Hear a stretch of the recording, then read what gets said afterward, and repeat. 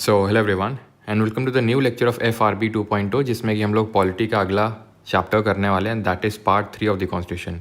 Polity का ये सबसे इम्पॉर्टेंट टॉपिक है। मैं आपको बता दूं, पॉलिटी में fundamental right, DPSP, fundamental duty और पार्लियामेंट चैप्टर, ये 4 सबसे इंपॉर्टेंट चैप्टर है। उसमें आप अगर 5 रखना चाहते हैं तो कोर्ट को भी रख सकते हैं, high court and supreme court. 5 सबसे इंपॉर्टेंट टॉपिक हैं। उसमें से भी जो सबसे टॉप पे मैं रखूंगा that would be fundamental right, और साथ ही साथ मैं फंडामेंटल ड्यूटी को भी रख सकता हूँ। फंडामेंटल ड्यूटी की खासियत ये है कि उतना बड़ा नहीं है, लेकिन क्वेश्चंस आते हैं अच्छे खासे। अभी तक तो आ रहे थे इसी में, अब आगे आएंगे नहीं आएंगे वो तो खैर देखते हैं कैसा क्या है। ठीक है, अब आएंगे कि नहीं आएंगे वो देखते हैं कैसा क्या है, लेकिन इससे तो आएंगे ही आएंगे, चाहे कोई भी वेंडर हो जाए, कोई भी हो जाए, कोई भी एग्जाम में बैठ जाओ आप, फंडामेंटल राइट सबसे इंपॉर्टेंट, सबसे टॉप पे रहेगा ये।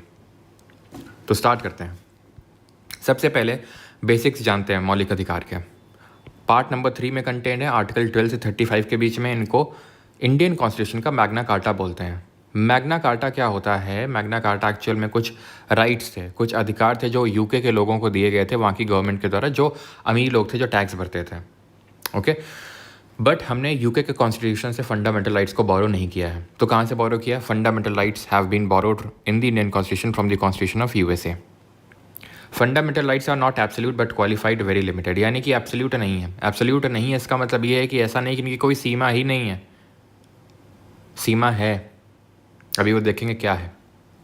Are not sacrosanct, this sacrosanct इसका मतलब ये है कि फंडामेंटल राइट्स अमेंड हो सकते हैं, परमानेंट नहीं है, चेंज हो सकता है, कोई फंडामेंटल राइट डिलीट भी हो सकता है, तो सैक्रोसैंक्ट नहीं है। इसको लेके भी काफ़ी सारे केसेस हैं, जैसे कि शंकरी प्रसाद केस, गोलकनाथ केस और केशवानंदा भारती केस, जो 3 इंपॉर्टेंट केसेस हैं, वो भी हम पढ़ेंगे आगे। मतलब इसमें तो नहीं, आई थिंक DPSP वाले चैप्टर में इसको पढ़ेंगे।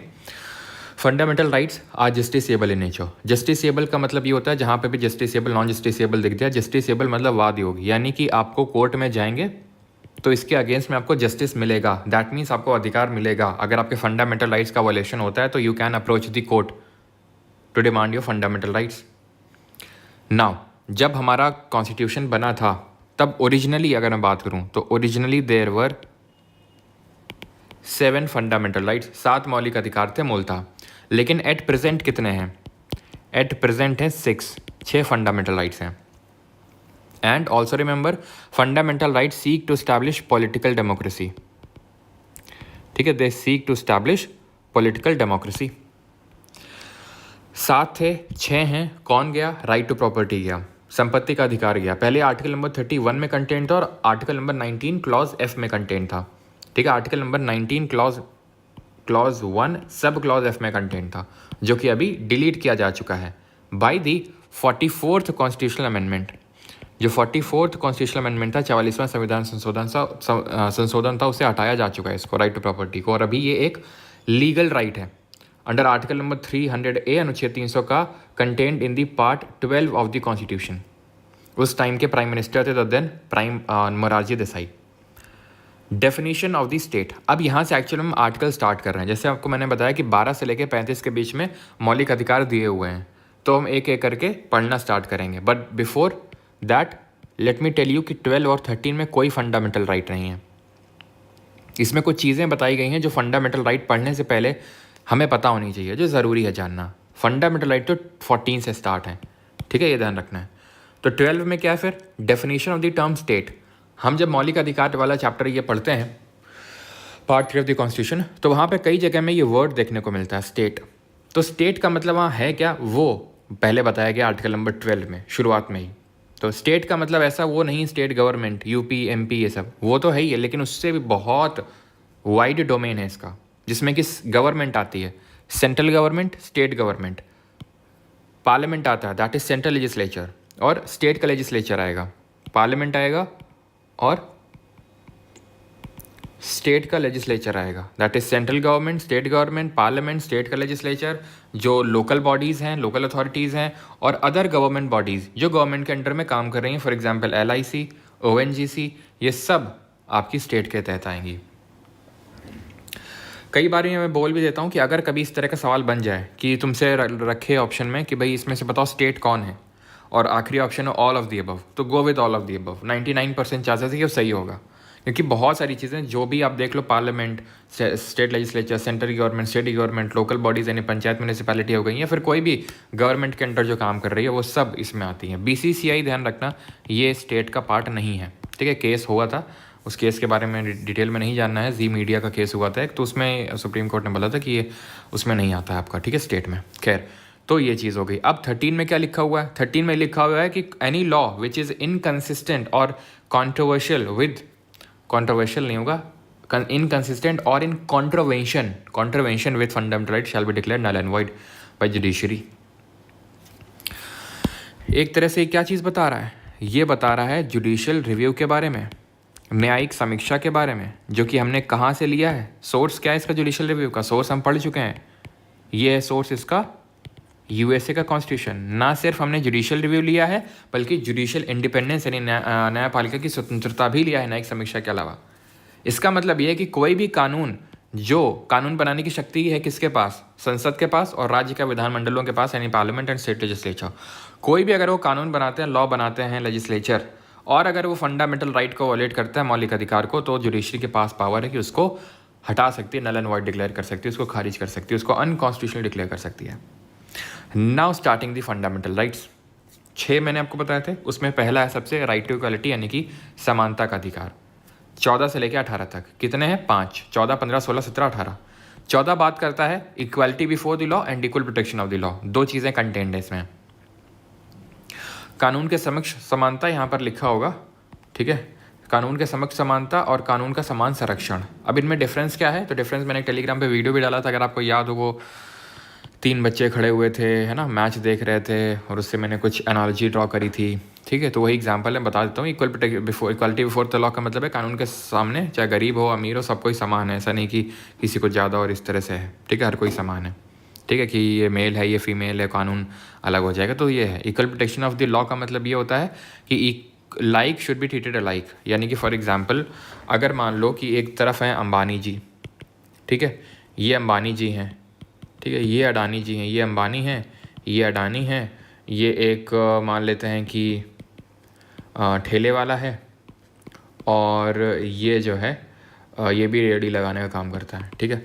अब मान लो अंबानी जी ये बोलने लगे कि ये ठेले वाले को सब्सिडी क्यों मिलती है, हमें भी सब्सिडी चाहिए, इसको महीने में 1000 रुपये क्यों मिलते हैं, मुझे भी चाहिए।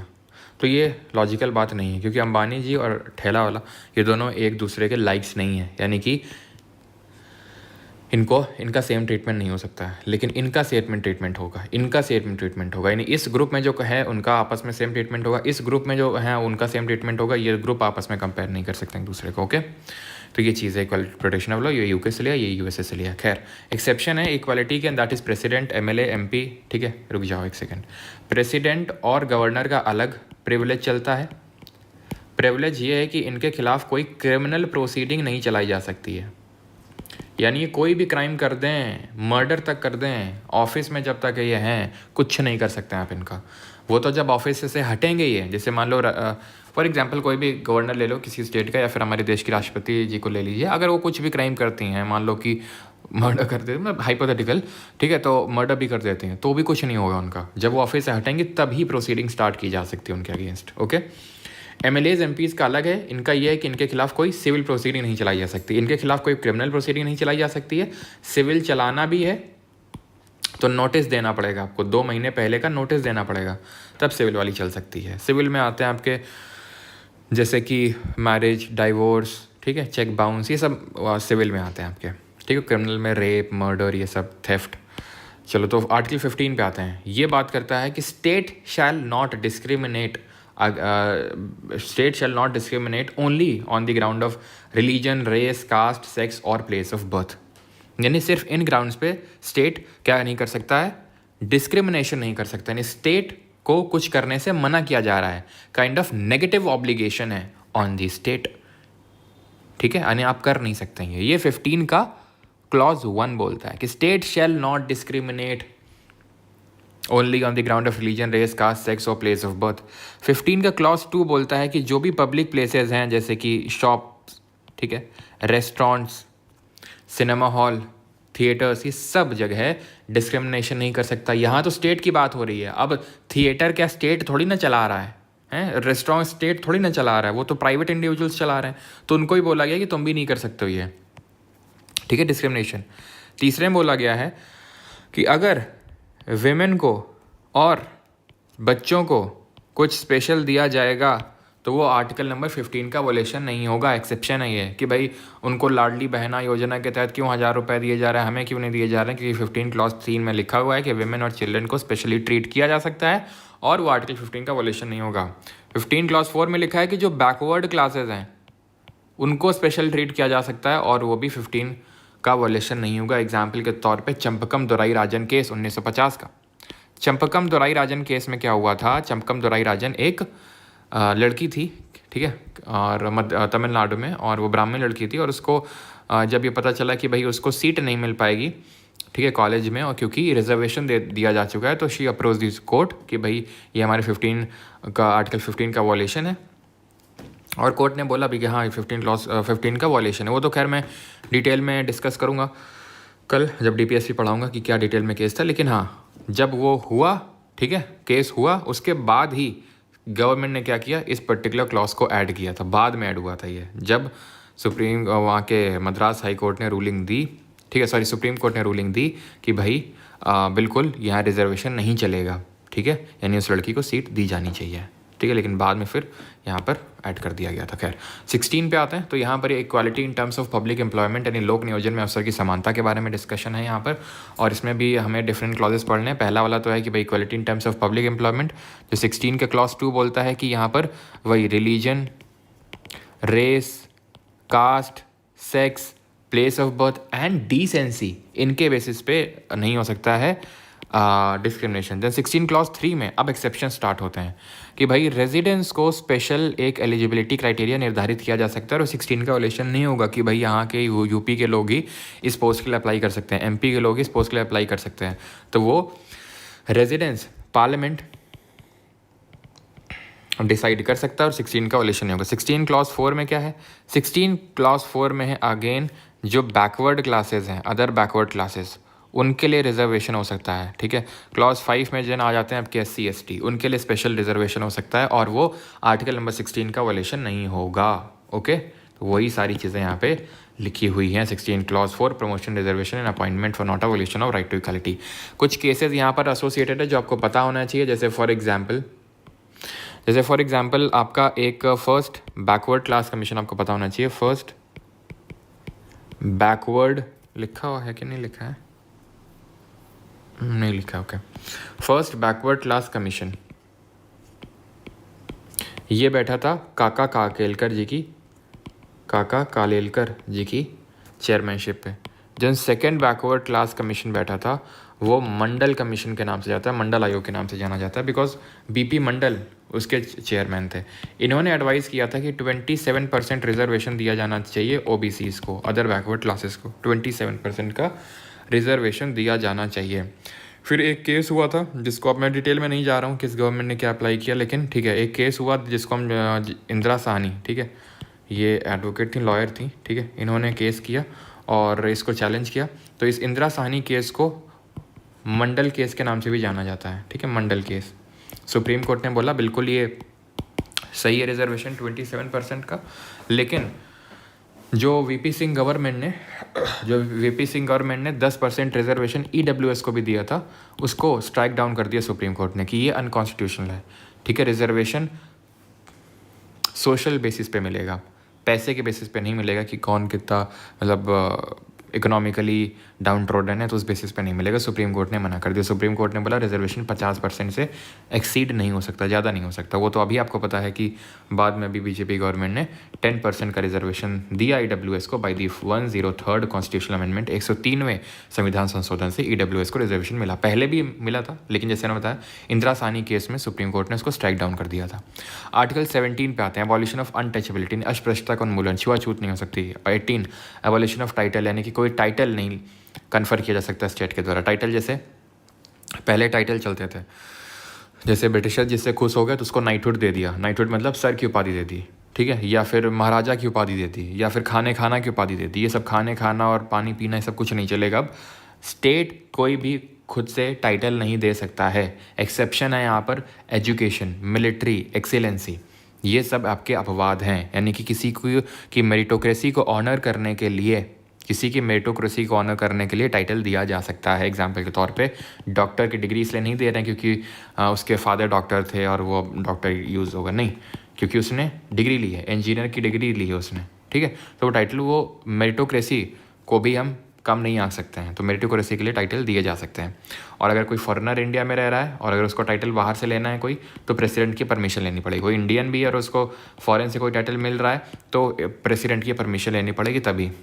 खत्म हो गया राइट टू इक्वालिटी। अब आते हैं right to freedom. Right to freedom यानी आज़ादी का अधिकार 19 से लेकर 22 तक, यानी 19, 20, 21, 22, 4 है, उसमें 5 थे, इसमें 4 हैं, 19। ये 19 का क्लॉज 1 है, ठीक है। 19 क्लॉज 1, सब क्लॉज है, sub clause B, sub clause C, D, E, G. Sir F कहाँ गया? एफ भूल गया क्या लिखना? भूल नहीं गए, एफ होता ही नहीं है, था पहले, अभी थोड़ी देर पहले बताया था, प्रॉपर्टी वाला अधिकार था, लेकिन it has been removed from here by the 44th constitutional amendment of 1978। तो 19 क्लॉज 1 सब क्लॉज ये बात करता है right to freedom of speech and expression, यानी आप कुछ भी बोल सकते हैं, आपको बोलने का अधिकार है, आप खुद को एक्सप्रेस कर सकते हैं। इसी में इम्प्लीसिट बहुत सारे राइट हैं, इम्प्लीसिट मतलब हिडन, छुपे हुए अधिकार हैं। जैसे कि मीडिया में, मीडिया पर्सन्स, अब यहाँ मीडिया अलग से तो लिखा नहीं कि मीडिया में आप कुछ भी पेपर में, न्यूज़पेपर में पब्लिश कर सकते हैं, कुछ भी मीडिया में लिख सकते हैं, कार्टून बना सकते हैं, कार्टून के, क्योंकि ये एक्सप्रेस करने के अलग अलग तरीके हैं। कोई कार्टून से एक्सप्रेस करता है, कोई मीम बना के एक्सप्रेस करता है डिजिटल मीडिया में, कोई न्यूज़पेपर में आर्टिकल लिख के खुद को एक्सप्रेस करता है, तो सब हिडन है इसमें। 19(1) और एक चीज़, राइट टू इन्फॉर्मेशन भी इसी का पार्ट है, remember this, right to information भी इसी का पार्ट है, okay. 19 clause 1 sub clause B, right to assemble peacefully without arms, बिना हथियार लिए कहीं भी आप इकट्ठा हो सकते हैं, ठीक है। 19 clause 1 sub clause C, right to form association और यूनियन, कोई भी संगठन बना सकते हैं। 19 क्लॉज 1 सब क्लॉज डी, आप कहीं पे भी फ्रीली मूव कर सकते हैं through the territory of India, कहीं भी आपको जाना है आप जा सकते हैं बड़ी आराम से, लेकिन with in the territory of India की बात हो रही है, फॉरेन की बात नहीं हो रही है। 19 clause 1 sub clause E, right to reside and settle in any part of the territory of India, कहीं पे भी घर ले सकते हैं, कहीं पे भी रह सकते हैं। 19 clause 1 sub clause G, right to practice any profession और कैरी आउट एनी ऑक्यूपेशन, कोई भी धंधा आप कर सकते हैं। अब इसको याद करने के लिए आप में से काफ़ी लोगों को पता होगा, मैं एक ट्रिक बताता हूँ जिसका नाम है सामरो करके, ठीक है। तो SAAMRO, तो एस से है यहाँ पे स्पीच एंड एक्सप्रेशन, ए से assemble peacefully without arm, A से एसोसिएशन, एम से मूव फ्रीली, आर से reside and settle any part of India, और ओ से ऑक्यूपेशन। तो सामरो करके आपको याद हो जाएंगे, बस ये ध्यान रखना है कि एफ नहीं है, ठीक है। सारे याद हो गए आपको। अब 19 का जो क्लॉज 2 है, जो 19 का क्लॉज 2 है, उसमें रीजनेबल रिस्ट्रिक्शंस लिखे हुए हैं, उचित प्रतिबंध लिखे हुए हैं, विच टेल्स अस कि are fundamental rights are not absolute, they are restricted, यानी कि प्रतिबंध लगा दिया 19 क्लॉज 2 ने, यानी एक तरफ से अधिकार दिए जा रहे हैं, दूसरी तरफ से ये भी बोला जा रहा है अगर ज़्यादा उछले तो हाँ, दूसरे हाथ में डंडा भी है, ध्यान रखना। तो right to freedom of speech and expression तो बोल तो सकते हो, लेकिन कुछ भी नहीं बोल सकते हो, किसी को डिफेम नहीं कर सकते हो, इंडिया की सॉवरेनिटी को खतरा नहीं पहुँचा सकते हो, ठीक है। पब्लिक ऑर्डर और मोरालिटी को ख़राब नहीं कर सकते हो। द बेस्ट एग्जाम्पल इज समय रैना, रणवीर अलाहाबादिया, हाँ, इंडियाज गॉट लेटेंट, क्या कर रहे थे? बोल ही तो रहे थे, खुद को एक्सप्रेस ही तो कर रहे थे, क्यों इतना बवाल हो गया? क्योंकि भाई आपने पब्लिक ऑर्डर, मोरालिटी को ख़राब कर दिया, मोरालिटी को ध्यान में नहीं रखा कि वहाँ मोरालिटी का ब्रीच हुआ था, जो कि यहाँ पर रीजनेबल डिसीजन में लिखा हुआ है। राहुल गांधी ने एक बार बोल दिया सारे मोदी चोर हैं, डिफेमेशन का केस लग गया, क्यों? क्योंकि आप सारी मोदी समाज को डिफेम कर रहे हैं, तो रीजनेबल डिसीजन है ये। Right to peacefully without arms कर सकते हैं, लेकिन पब्लिक ऑर्डर को नहीं ख़राब कर सकते हैं। अगेन जो एक यूट्यूबर हैं, ठीक है, उन्होंने बोला कि ऐसे गौरव तनेजा करके, तो उन्होंने बोला कि नहीं मेट्रो के बाहर आओ और इकट्ठा होते हैं ऐसा ऐसा करके, ठीक है, पब्लिक ऑर्डर डिस्टर्ब हुआ, पुलिस धर ले गई। Right to form association union, कोई भी आप एसोसिएशन बना सकते हैं। अब मैं क्या ये एसोसिएशन बना दूँ कि है क्या, मैं तो दिमाग में कुछ और रहा था, लेकिन मैं बोलना नहीं चाहूँगा वो, लेकिन तुम्हारे मतलब का कि राइट अगेंस्ट SSC, हाँ, कि SSC के खिलाफ, बस हमारा काम यही है कि SSC के खिलाफ एसोसिएशन है या UPSC के खिलाफ एसोसिएशन बना दिया, हाँ। तो ये सब फर्जी के एसोसिएशन नहीं चलेंगे जिससे कि हमारी सॉवरेनिटी खतरा पहुँचे, जिससे खालिस्तान वाले बोले यहाँ पर ऑपरेट करें और बोलें कि ये तो हमारा अधिकार है कि हम एसोसिएशन बना सकते हैं, ठीक है। तो फिर रीजनेबल रिस्ट्रिक्शन है, पब्लिक ऑर्डर सॉवरेनिटी को खतरा नहीं पहुंचा सकते हैं, कहीं पे भी जा सकते हैं। लेकिन अब जैसे मान लो कि नहीं हमें तो POK में जाना है, हमें तो जहाँ काफ़ी जगह नॉर्थ ईस्ट में जहाँ पे आपको ILP लेना पड़ता है, इनर लाइन परमिट, तो वहाँ नहीं जा सकते हो, ओके। राइट टू रिसाइड कहीं पे भी रह सकते हो, लेकिन कहीं कुछ कुछ ऐसे नॉर्थ ईस्ट में और JNK में इलाके जहाँ पे अभी भी आप नहीं रह सकते हो। वैसे तो पहले आर्टिकल 370 था, जब तक यहाँ पर आर्टिकल 35A, तब तक तो आप वहाँ पर कुछ प्रॉपर्टी नहीं ले सकते जम्मू कश्मीर में, जो आप ले सकते हो। लेकिन फिर भी POK वाले क्षेत्र हैं जहाँ पर आप नहीं रिसाइड कर सकते हो, जबकि वो इंडिया की टेरिटरी है। कोई भी धंधा करना, इसका मतलब ये थोड़ी ना कि लो कि माँ ने बोला था कोई धंधा छोटा है बड़ा नहीं होता है। तो बेटा माँ ने तो बोला था, लेकिन सरकार से भी पूछ लो कि ऐसा नहीं कि ह्यूमन ट्रैफिकिंग कर रहे हैं और लोगों की खरीद फरोख्त कर रहे हैं, बोल रहे हैं धंधा है। माँ ने बोला था छोटा है बड़ा नहीं होता है, छोटा बड़ा कर देगी सरकार पकड़ के, ठीक है। आर्टिकल नंबर 19 क्लॉज 2 में रीजनेबल रिस्ट्रिक्शन दिए हुए। देन आते हैं 20 में, protection in respect of conviction for offences, यानी कि आपके पास क्या अधिकार है अगर आप गिल्टी इस तरह से आपको प्रूव होते हैं। प्रूव इन दी सेंस अभी प्रूव नहीं हुए, मतलब आपने कुछ ऐसा चार्जेस लगे यहाँ पे, तो 3 अधिकार हैं आपके पास। No ex post facto law, no double jeopardy, no self incrimination. वहाँ जो लिखा है वो पढ़ लेना अपने आप से, मैं समझाता हूँ आपको। इसका मतलब ये होता है कि जिस समय जो कानून एग्जिस्ट करता है, जब आपने क्राइम किया तो उसी के हिसाब से सज़ा मिलेगी, ना पहले ना बाद में। फॉर एग्जांपल निर्भया केस में एक माइनर था, ठीक है, 2012 में केस हुआ और माइनर था, यानी कि 18 से वो 5-6 महीने कम था। अब 2012 में जो सज़ा का प्रावधान था वो ये था कि ऐसा चीज़ के लिए कोई डेथ पेनल्टी नहीं है माइनर के लिए, या फिर कोई लाइफ इम्प्रिजनमेंट भी नहीं है, उम्र कैद भी नहीं है। तो क्या है, इसको एक जो बाल सुधार गृह है उसमें डालो, ठीक है। इनको बोलते हैं जुवेनाइल इम्प्रूवमेंट जो सेंटर्स होते हैं, जुवेनाइल का मतलब 18 से नीचे, तो डालो उसको, ठीक है। फिर क्या हुआ, 2016 में इस चीज़ को अमेंड कर दिया गया और कर दिया गया कि अगर कोई 16 से 18 के बीच में है जुवेनाइल, तो उसको एज अ अडल्ट ट्रीट किया जा सकता है अगर वो हीनियस क्राइम करता है, बहुत ही भयंकर क्राइम करता है। और यहाँ तक कि वो जो था जुवेनाइल इस केस में, निर्भया केस में, वो तो सबसे बड़ा हरामखोर था उसमें, मतलब सबसे गंदी हरकत जो करी थी उनमें आई थिंक चार थे, उनमें से उसी ने ही करी थी। और माइनर के चक्कर में बच गया, बाकी 3 को फांसी होगी। होनी चाहिए थी उनको भी, लेकिन उसको तो सबसे पहले होनी चाहिए थी, लेकिन वो बच निकला। अब क्या सरकार वो लॉ चेंज करके उसको फांसी में लटका सकती? नहीं लटका सकती, क्योंकि जब उसने क्राइम किया था 2012 में, तब उसमें ये प्रावधान नहीं था कानून का, ठीक है। तो ये होता है नो डबल जेओपार्डी का मतलब है कि एक क्राइम के लिए आपको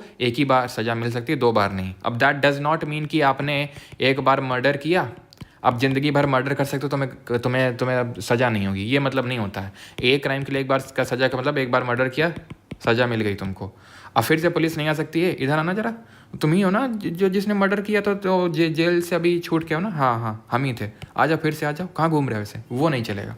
अगर आपको जेल जाना है तो फिर से क्राइम करिए, ठीक है। नो सेल्फ इंक्रिमिनेशन, यानी कि आपको आपके खिलाफ गवाह नहीं बनाया जा सकता है। फॉर एग्जाम्पल, पुलिस आपको रात को कायदे से सुताई करके ये नहीं बोल सकती, कल कोर्ट में जब पेशी होगी तो ये बोल देना कि हाँ मैंने क्राइम किया है। तो बोल भी दोगे तो जुडिशरी मानेगी नहीं, वो जुडिशरी प्रूव बोलेगी पुलिस को यू प्रूव इट कि हाउ इज़ गिल्टी, तो आपको आपके खिलाफ गवाह नहीं बनाया जा सकता है। लेकिन आपको अपने स्पेसिमेन देने होंगे, जैसे कि आपको ये नहीं ज़रूरी नहीं कि आपको जैसे लाई डिटेक्टर टेस्ट में जो होते हैं नार्को टेस्ट, उसमें बिठा दिया जाएगा ज़बरदस्ती और आपसे बुलाया जाएगा और जो भी आप बोलेंगे उसको एज एविडेंस प्रूव किया जाएगा, वो नहीं। आपको अपने ब्लड स्पेसिमेन, आपका थंब इम्प्रेशन, ये सब देना पड़ सकता है, ठीक है। आपकी हैंड राइटिंग, क्योंकि आप कोई अगर ज़बरदस्ती भी तुमसे थंब इम्प्रेशन करवा रहा है, तुम्हारा थंब इम्प्रेशन तो चेंज हो नहीं जाएगा। तो कोई तुमसे जबरन निकलवा रहा है तुम्हारा खून, मान लेते हैं ब्लड टेस्ट के लिए, तो ब्लड सैंपल तो चेंज हो नहीं जाएगा। कोई तुमसे जबरन निकलवाया जा रहा था तो जो है तुम्हारा ब्लड ग्रुप ही चेंज हो गया ऐसा तो नहीं होगा, ठीक है, ब्लड ग्रुप वही रहेगा। तो फिर वो सब वो देने से मना नहीं किया कर सकते हैं आपको आपके खिलाफ गवाह नहीं बनाया जा सकता। दैट मीन्स वही है कि आपने कुछ बोला कि मैंने क्राइम किया, उसको जुडिशरी नहीं मानने वाली है। 21, protection of life and personal liberty according to the, मतलब no one shall be deprived of life and personal liberty except according to the procedure established by law. ये पूरा स्टेटमेंट है, ध्यान से सुनना। No one shall be deprived of his right to life and personal liberty except according to the procedure established by law, यानी कि किसी को भी अपने जीवन से वंचित या फिर आज़ादी से वंचित नहीं किया जा सकता, लेकिन अगर प्रोसीजर एस्टैब्लिश्ड बाई लॉ को फॉलो किया जाए तो किया जा सकता है। यानी कि हमें ये एग्जीक्यूटिव, खैर वो छोड़ दो, तुम अभी उतना डिटेल में नहीं जाते हैं। प्रोसीजर एस्टैब्लिश्ड बाई लॉ, ये ध्यान रखना, ये जापान के कॉन्स्टिट्यूशन से लिया था, विधि के द्वारा स्थापित प्रक्रिया। देन काफ़ी सारे केसेस हुए। एक केस हुआ आपका AK गोपालन केस, उसमें सुप्रीम कोर्ट ने बहुत ही नैरो व्यू लिया और उसने बोला कि हाँ, कि अगर प्रोसीजर फॉलो करती है लेजिस्लेचर तो वो आपको आपके राइट टू लाइफ से, पर्सनल लिबर्टी से डिप्राइव कर सकती है और हम कुछ नहीं कर पाएंगे। AK गोपालन केस में ही हुआ था, ठीक है। जो ADM Jabalpur versus Shivkant Shukla case है उसमें भी यही हुआ था कि सुप्रीम कोर्ट ने नैरो व्यू लिया था कि बोला था कि आपका प्रोसीजर स्टैब्लिश्ड बाई लॉ ही है। लेकिन फाइनली मेनका गांधी केस में जो 1978 में हुआ था, ठीक है, मेनका गांधी केस में सुप्रीम कोर्ट ने बोला कि नहीं, हम ड्यू प्रोसेस ऑफ लॉ को भी चेक करेंगे। What is the due process of law? Due process of law का मतलब है कि ऐसा नहीं कि आप कानून बना दो और कुछ भी कर लो। पहले यही था, AK गोपालन में वही बोला, शिवकांत शुक्ला वाले में यही बोला। लेकिन अब बोला कि कुछ भी कानून तुम, ठीक है, कानून तो बनाओ, लेकिन हम ये भी चेक करेंगे कानून में कुछ भी तो नहीं बना दिया कि तुमने कि जो हेलमेट बिना हेलमेट के मिल जाए रोड पे, उससे 1 लाख का जुर्माना लेंगे और 10 साल की जेल होगी। ये तो एब्सर्ड हुआ ना, 1 लाख का जुर्माना और 10 साल की जेल। तो फिर वो भी हम चेक करेंगे कि वो जस्ट एंड वो भी है कि नहीं है, ठीक है, फेयर भी है कि नहीं है। तो इसी को ड्यू प्रोसेस ऑफ लॉ बोलते हैं। और ये USA का कॉन्सेप्ट है जो कॉन्स्टिट्यूशन में, हमारे कॉन्स्टिट्यूशन में कहीं नहीं लिखा है।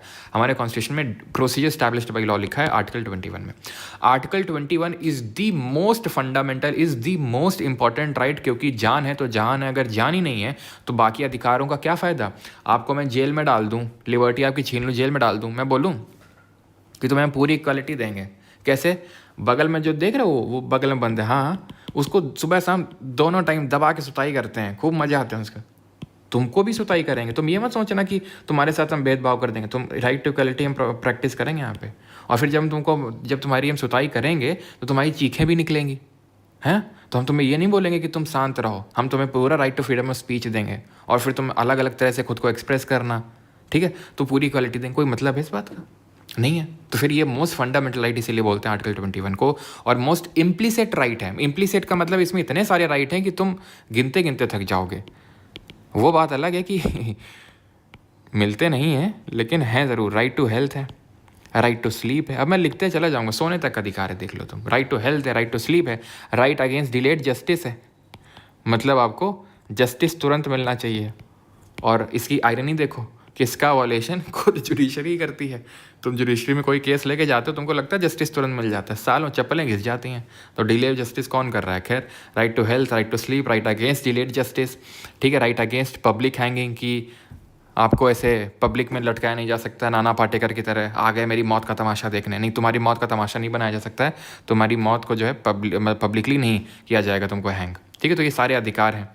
तो मतलब इतने सारे अधिकार हैं, इतने सारे अधिकार हैं। Right to health, right to pollution free environment, sleep, against delayed justice, right against public handcuffing, right to travel abroad.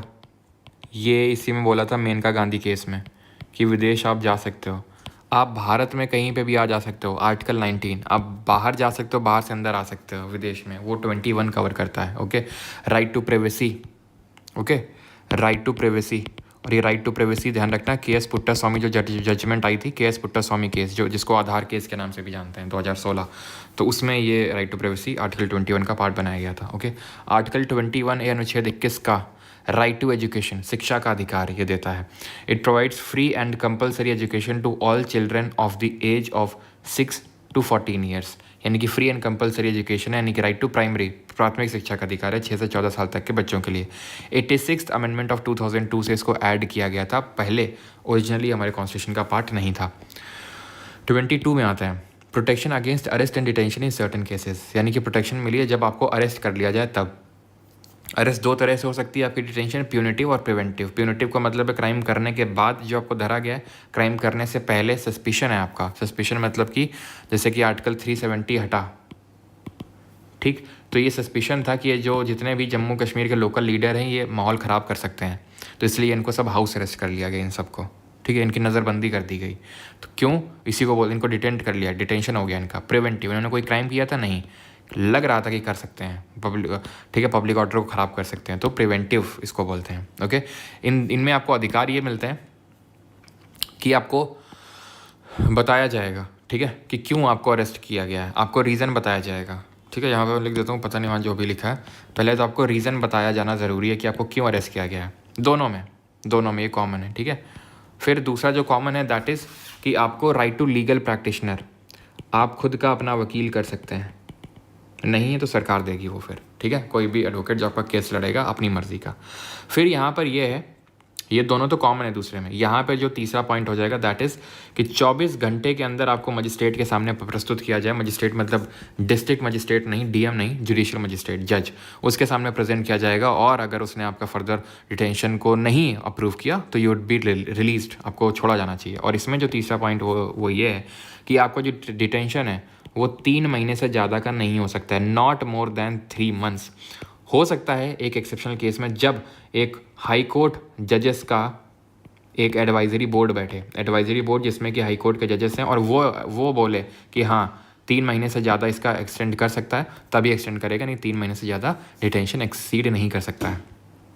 ठीक है, तो ये हो गया हमारा protection against arrest and detention, article number 22।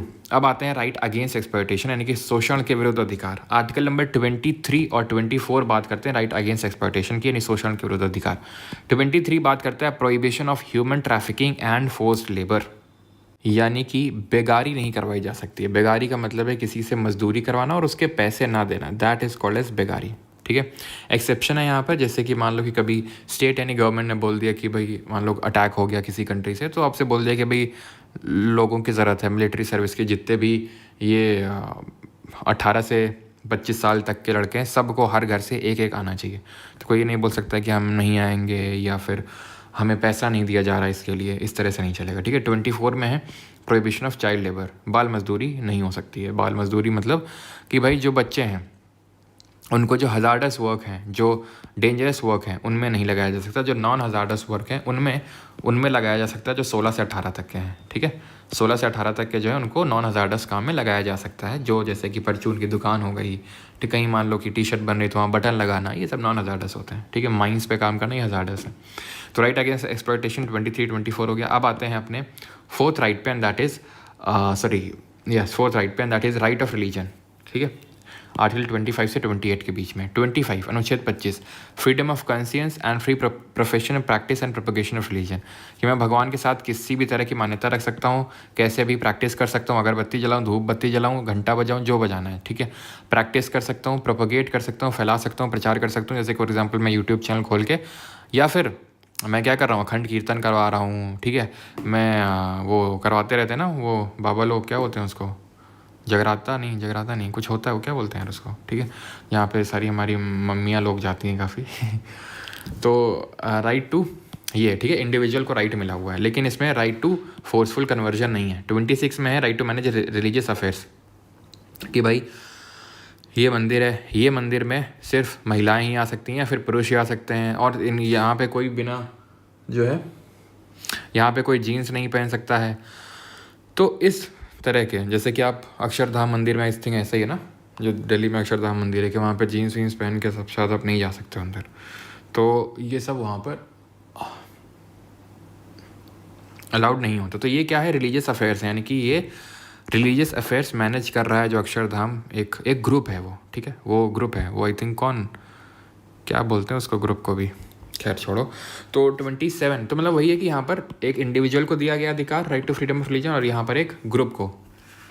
27 ये है कि धर्म के नाम पे टैक्स नहीं लगाया जा सकता है किसी एक धर्म के प्रचार के लिए। जैसे कि फॉर एग्जांपल, पहली बात तो कोई धर्म के नाम पे टैक्स नहीं लगाया जा सकता है कि ये भाई टैक्स है और ये इस टैक्स से हिंदू धर्म को या मुस्लिम धर्म को, इस्लाम धर्म को प्रमोट किया जाएगा, ऐसा कुछ नहीं। और जो भी टैक्स से पैसा अगर कलेक्ट होता है जो गवर्नमेंट करती है, उसको एक धर्म के प्रमोशन में लगा सकती है, सारे धर्मों के प्रमोशन में लगाना पड़ेगा। ओके, इंडिया में पॉजिटिव फॉर्म ऑफ सेक्युलरिज्म चलता है, यानी कि स्टेट रिलीजियस मैटर में इंटरफेयर कर सकता है, अनलाइक यूएसए।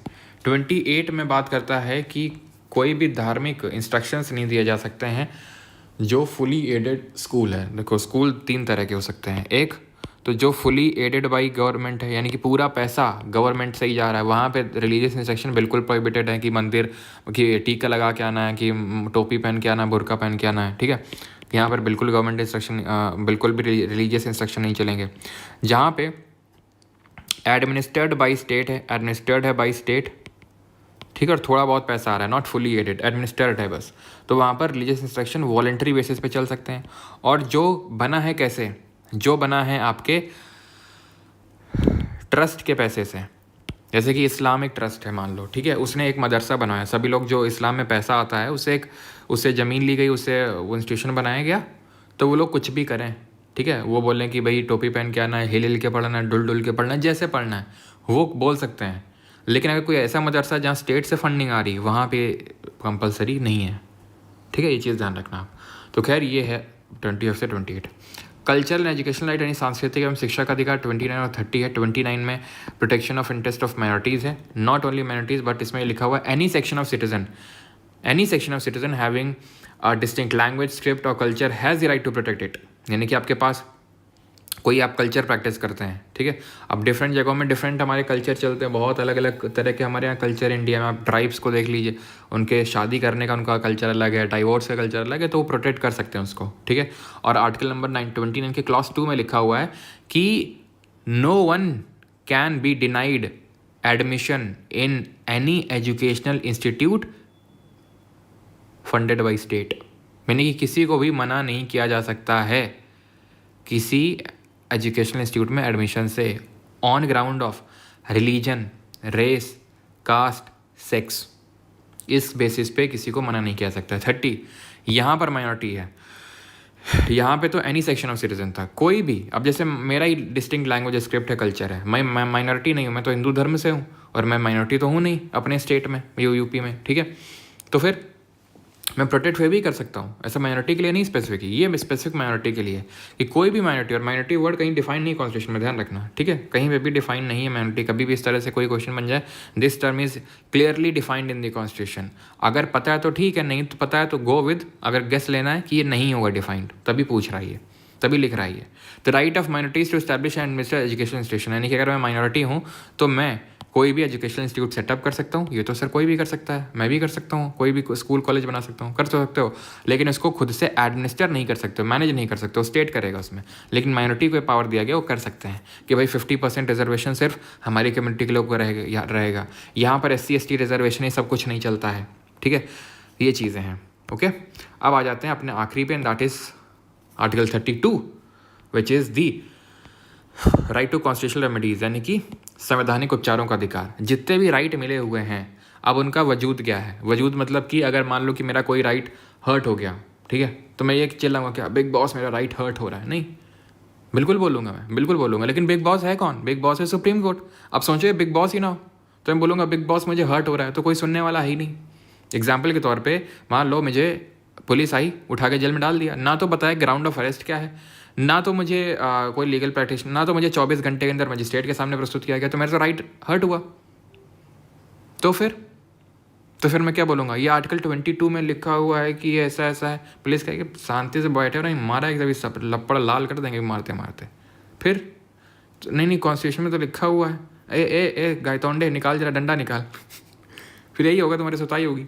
तो फिर कोई तो होना चाहिए ना, कोई तो होना चाहिए इसको प्रोटेक्ट करने के लिए, तो वो आर्टिकल 32 है। तो इसीलिए heart and soul of constitution बोला था अम्बेडकर साहब ने इसको, क्योंकि अगर आपके पास ये राइट नहीं है, आर्टिकल 32 नहीं है, तो बाकी के राइट देने का कोई मतलब ही नहीं है।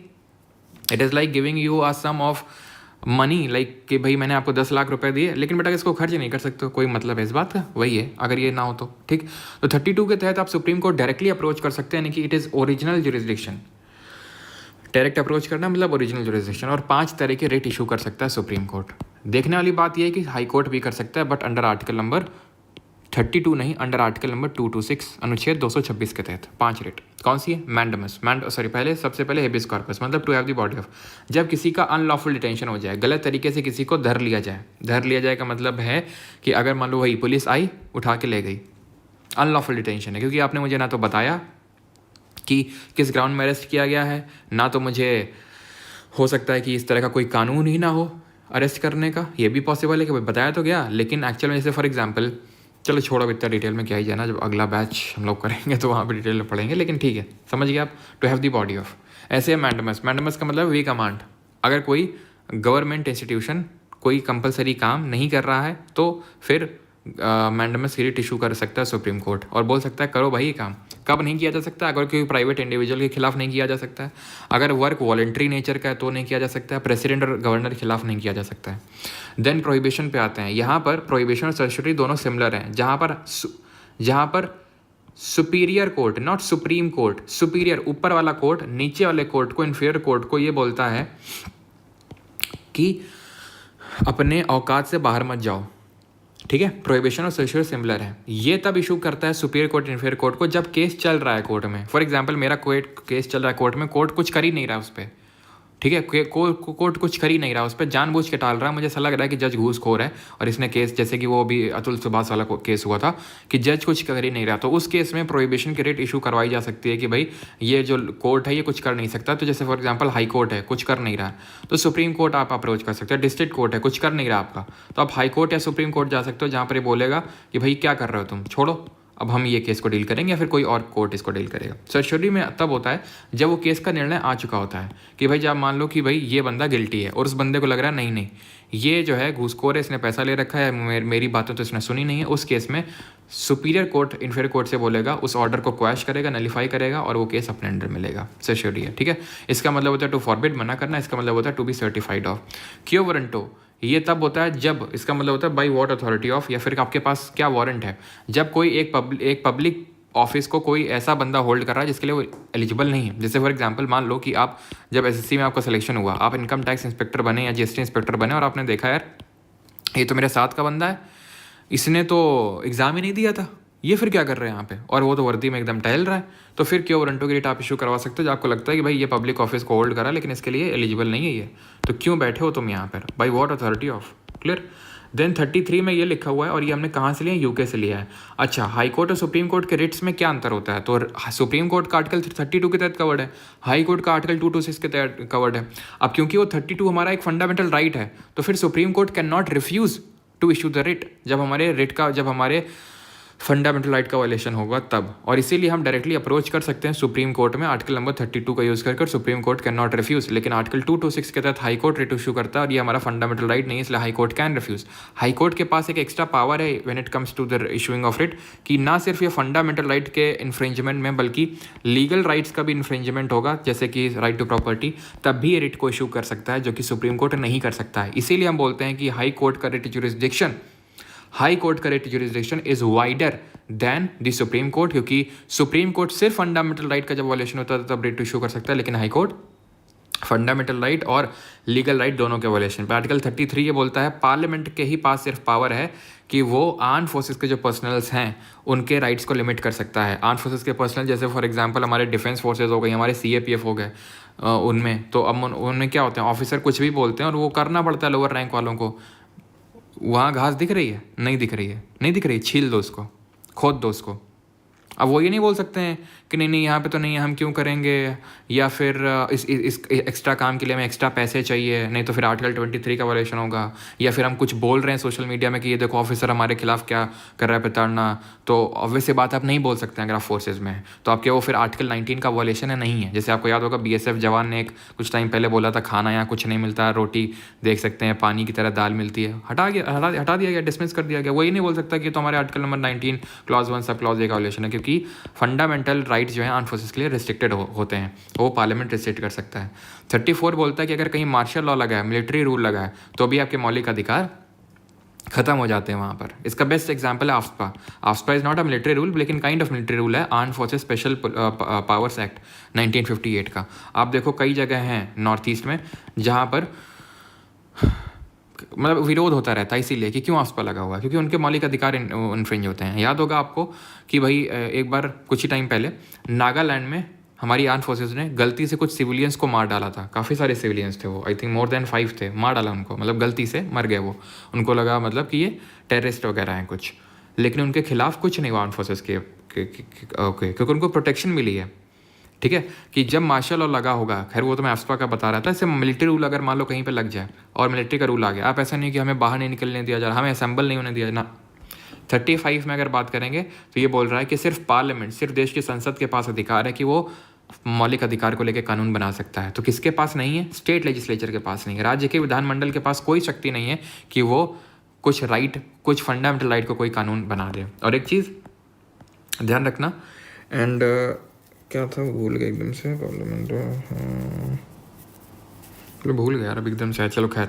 तो राइट अवेलेबल टू सिटीजन्स, तो अब ये एक तरह का क्वेश्चन बनता है कि इनमें से कौन सा मौलिक अधिकार है जो सिर्फ भारतीय नागरिकों को है, जो फॉरेनर्स को नहीं है, क्योंकि सारे अधिकार भारतीयों को है। All fundamental rights are given to citizens of India. लेकिन एलियंस को कौन से राइट मिले? एलियन मतलब वो नहीं जो जुपिटर और दूसरे प्लैनेट से, एलियन का मतलब फॉरेनर्स को, उनको कौन से मिले हुए हैं? तो इसको याद करने के लिए मैं आपको एक ट्रिक बताता हूँ जनरली, जो आप में से काफ़ी लोगों को पता होगी, कि बस 15, 16, 19, 29, 30 याद रखो, ख़त्म। ये वो राइट हैं जो एक्सक्लूसिवली सिर्फ इंडियंस को मिले हुए हैं। यानी कि 14 ले लो, तुम 17 ले लो, तुम 18 ले लो, तुम 20 ले लो, तुम 21 ले लो, तुम 22 ले लो, तुम 23, 24, 25, ये सब इंडियंस को तो मिले ही हैं, वो तो सारे मिले हैं, लेकिन ये फॉरेनर्स को भी हैं। ये सिर्फ इंडियंस को, एक्सक्लूसिव इंडियंस को। अगर मैं पूछ लूँ, अच्छा ये बताओ, राइट टू पब्लिक एम्प्लॉयमेंट, ये फॉरेनर्स को मिला है कि नहीं? Right to public employment article 16 है, और 15, 16, 19, 29, 30, तो ये तो 16, तो ये तो एक्सक्लूसिव इंडियंस को यानी फॉरेनर्स को नहीं मिला। इस तरह से करना होता है इस क्वेश्चन को। तो ये वो हैं जो सिर्फ इंडियंस को मिले हुए हैं, बाकी सारे सबको मिले हुए हैं, फॉरेनर्स को भी। ओके, तो यहाँ पर हमारा चैप्टर होता है ये ख़त्म। अब आपको क्या करना है? अब आपको करना है जाके क्वेश्चंस लगाने हैं इसके, लिटिल बॉय से, और लेवल 1 और लेवल 2 के। आई थिंक लेवल 1 में 42 है, लेवल 2 में 41 क्वेश्चन है।